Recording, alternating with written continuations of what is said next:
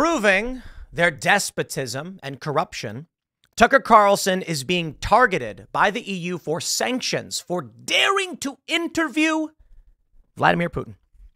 And there it is, my friends. Tucker Carlson could face sanctions, travel sanctions, and they argue that Vladimir Putin is a war criminal and anyone who's propagandizing for him should be sanctioned because he's helping him. And the only interview Vladimir Putin should be with the International Criminal Court. Spare me. These people are evil. Vladimir Putin's not a good guy. I don't like Vladimir Putin. I think he's in the wrong tremendously on many of these things. I would prefer he not win in Ukraine. I like Ukraine. But it doesn't mean the West is innocent and we're dealing with war. So, of course, Tucker Carlson wants to interview a world leader at a time of crisis. Perhaps better understanding can lead to peaceful outcomes. However, the corporate press, the state propagandists are whinging again on social media, claiming that the only reason he's allowed to do this interview is because he's a propagandist for the Russian state. I'll make it simple for you. It's because he's a private citizen with a large audience, tremendous influence. Many of these journalists are like, the BBC has tried to interview Vladimir Putin many a time, and he won't let us. Why? Because you work for the state. A state, in fact, that is at war with him. So, okay. Tucker Carlson doesn't. But let's go through the news first. And we'll talk about these arguments because Tucker was wrong. Tucker said that Western journalists haven't tried to interview Vladimir Putin. Or something like what they haven't even bothered to, I think he said. And the reality is many journalists did, but many of them work for state propaganda outlets. So I give this one a 50-50. I certainly think Western journalists have tried, but if your criticism is that state actors aren't in fact journalists, point taken. Let's read. Newsweek says, Tucker Carlson's interview with Russian President Vladimir Putin could see the conservative pundit targeted by European Union lawmakers. Current and former members of the EU Parliament have told Newsweek. Carlson visited Russia this week and on Tuesday revealed he would soon be releasing an interview with the Russian leader. Carlson's work in Russia could see the former Fox News host in hot water.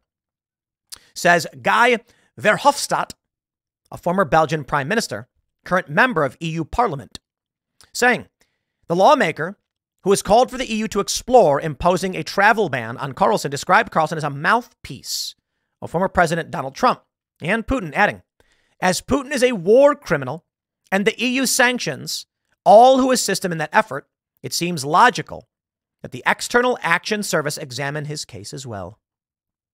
Newsweek contacted Carlson and they said it'll be updated once they receive his comment. I like Newsweek. They're a little biased, but it's not so bad. Explaining his motive for the interview, Carlson said in a video statement on Tuesday, most Americans have no idea why Putin invaded Ukraine or what his goals are now. We are not here because we love Vladimir Putin. We are not encouraging you to agree with what Putin may say in this interview, but we are urging you to watch it. You should know as much as you can. I agree, but I will push back a little bit. Expect almost everything you hear from Vladimir Putin to be a lie. I do not see a reason to believe someone engaged in war the same as when it comes to Joe Biden. In fact, Vladimir Putin is an adversary. And a lot of people don't like it when I say this, but I will say it. I actually prefer Joe Biden win over Vladimir Putin. I'm not saying the election, by the way. Trump should win. My point is, all I can tell you is that Joe Biden wants his money. Joe Biden wants his house in Wilmington, Delaware. The U.S. winning the war will be more beneficial to us. That being said, we shouldn't be involved in the first place. We have nothing to do with Ukraine. It is laughably absurd that we spend money on their borders and not ours. It's insane. My point about Joe Biden is I'm not going to trust Vladimir Putin, who doesn't have my interests at heart. None at all. Zero. Joe Biden's interests are purely himself, but there's a runoff benefit. That's my point.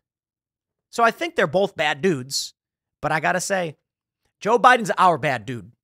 And Joe Biden's success, while corrupt and damaging to this nation, is better than Vladimir Putin's success. I don't know what else to say. It's a harsh reality. That doesn't mean I accept what Joe Biden does. I think Donald Trump should be president, and I look forward to that. The EU's External Action Service is the bloc's diplomatic arm responsible for foreign policy.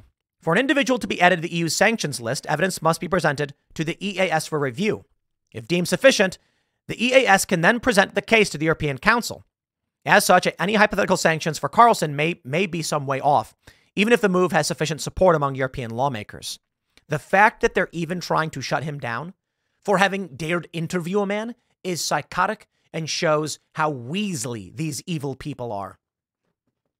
The content of Carlson's interview with Putin is not yet clear, but given the pundit's longtime defense of aspects of Russian policy, critics expected to be sympathetic to Moscow. Yeah, I'll put it this way. Maybe, but y'all are state propagandists. Y'all want war, y'all cheer for it, and we have no business in Ukraine. None. Give me one good reason.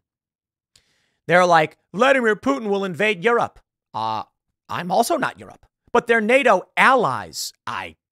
That's not America. I don't care. Now, don't get me wrong.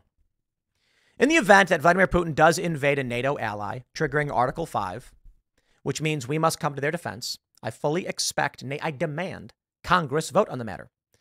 And if Congress votes and they approve a declaration of war, we enter the fray, fine. But this idea that the U.S. would join a war simply by a treaty, bypassing congressional requirements for war declaration, is BS. The argument they make is that the treaty itself being entered into is the acknowledgement of potential declarations of war. Nope. I understand that we must aid our NATO allies. Fine.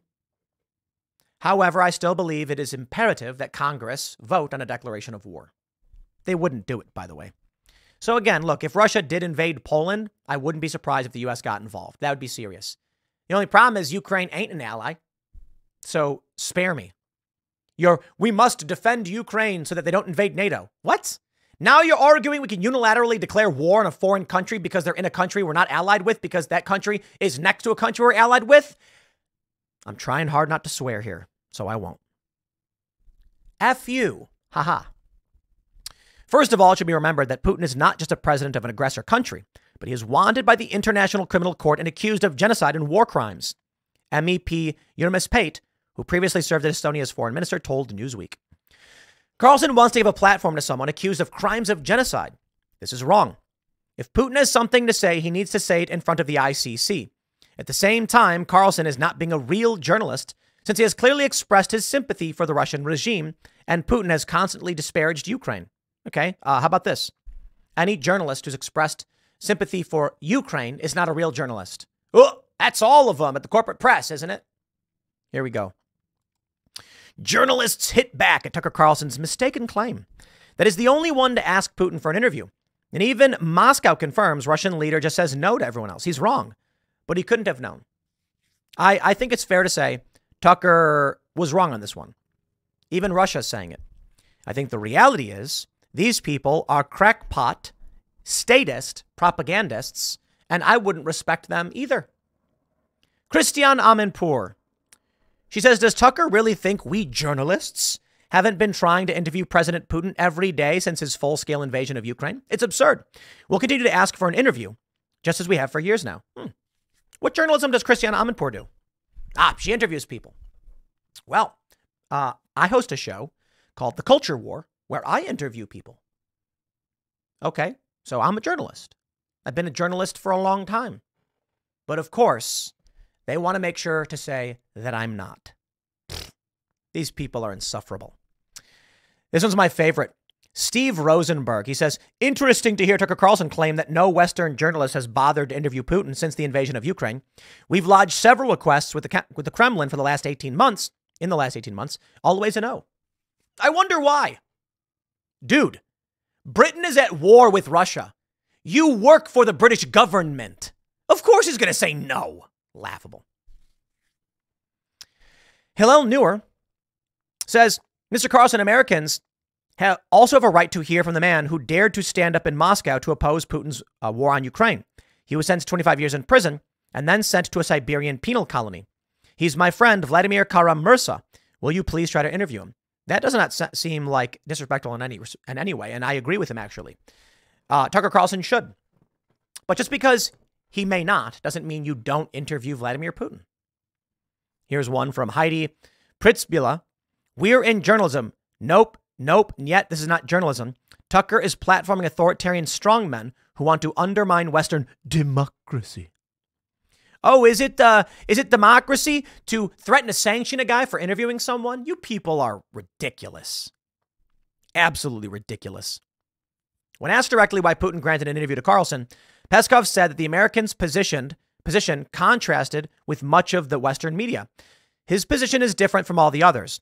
It is in no way pro-Russian. It is not pro-Ukrainian. It's pro-American. But at least it contrasts with the positions of the traditional Anglo-Saxon media. Yeah. All of these reporters are acting shocked and surprised that this is happening. And they're trying to claim, look, here, why do I feel guilty like I'm betraying my country? Tucker says, I love America. Let me ask you this. Why is there any risk or threat at all to Tucker Carlson, who is an American, interviewing a president of a country we are not at war with? I want to say that again for all of these people. We're not at war with Russia, right? Let me stress that again. Why would anyone be upset? We are not at war with Russia.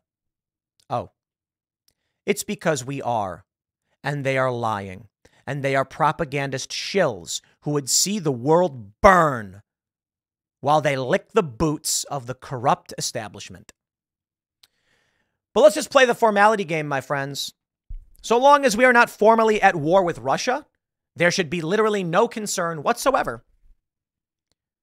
I'm going to stress this again. I don't care about Zelensky. I don't care about Putin. We are not Ukraine. We are not at war with Russia. So who cares if either of them get interviewed? Is anybody going to complain that Tucker Carlson did an interview with Xi Jinping? Certainly they would not. But the reality is they're lying to you. And they unilaterally declared war on Russia and positioned us in this region. And I think this outrage proves it. We know it. They're mad because we're at war with Russia. Everybody knows we're at war with Russia. Everybody knows U.S. foreign policy is to destroy Russia from within. So Tucker Carlson, interviewing this man, goes against their propagandistic efforts because they are evil. I'll leave it there. Next segment's coming up at 6 p.m. on this channel. Thanks for hanging out, and I'll see you all then.